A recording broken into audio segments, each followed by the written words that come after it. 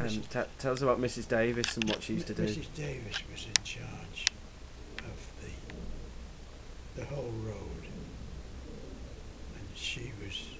He's in World War Two, yeah. Oh, this is World War Two, yeah.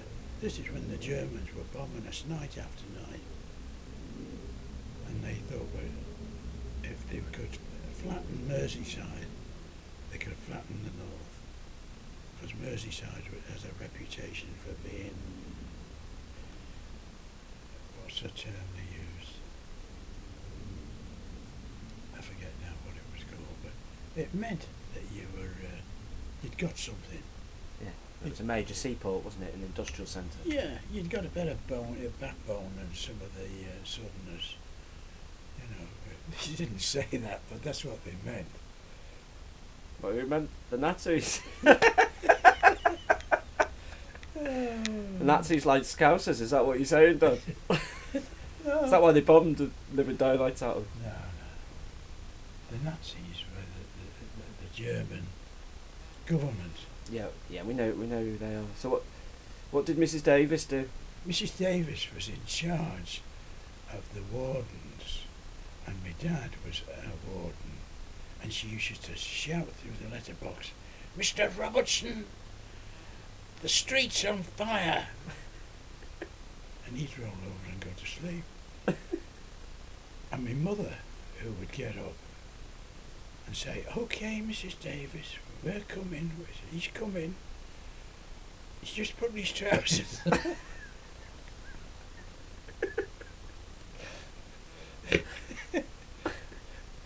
And then he'd take his trousers off because he hadn't put his long johns on. And he wasn't going out without his long johns. And to a certain extent I followed in his footsteps, because I don't go anywhere without my long johns. So she was the air raid warden, the head of them. She was chief rabbi.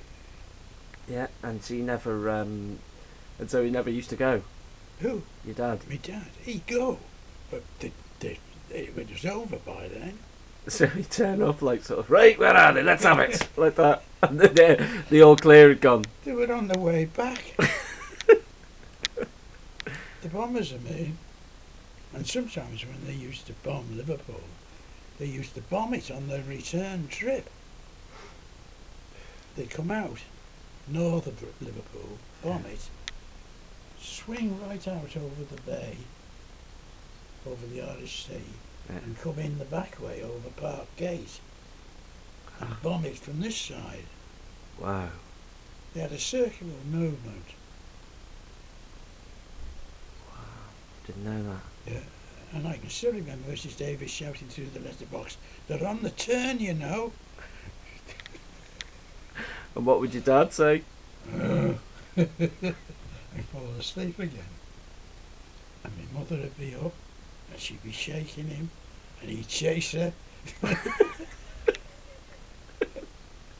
He wasn't very good at getting up then, eh? He was the worst air raid warden in the road.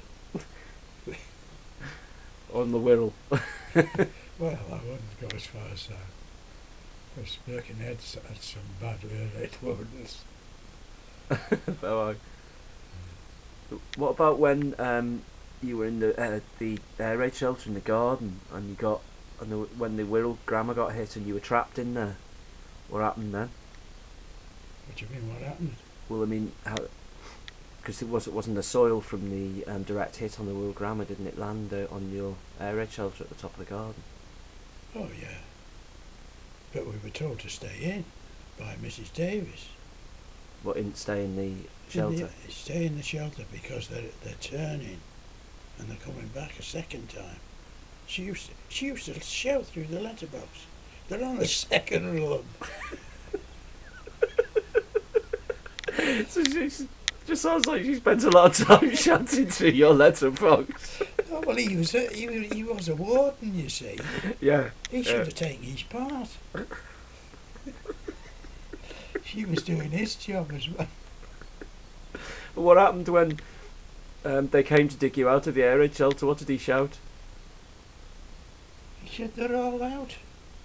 No, about when they were digging you out of the air raid shelter. You told me that story that he shouted about the bugs. He was only concerned about one thing, wasn't he? What was that? When, Okay. What would you want to? when they were all digging Oh, you his out. onions.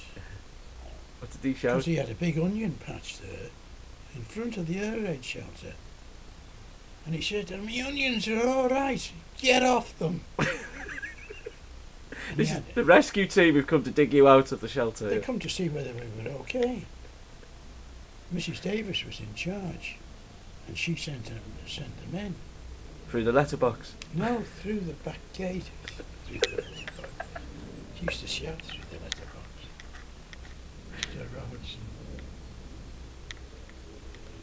Oh dear, those were the days. No wonder our schooling wasn't very good. Yeah. It must have affected us. Oh yeah. You'd have been exhausted most of the time. But my dad used to say I used to make money out of it. You did? Yeah. Why? Well, complaining to the school teachers. You did? He said I did. I didn't.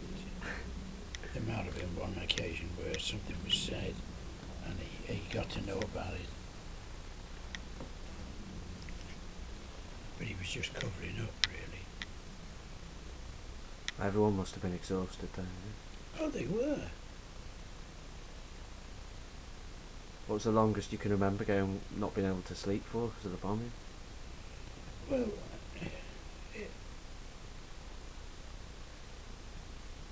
probably about 20 nights, something like that. What? On the run. With no sleep? They believed in, I don't know I forget the term now, but it was, you don't bomb here, there and everywhere. You bomb one place, and that was Liverpool. Yeah. And in some cases, if they hadn't got rid of the bombs over Liverpool, they used to get rid of them over the Cheshire on the way back. They do a circular, up north, and then turn and come back again. And it was often on the 2nd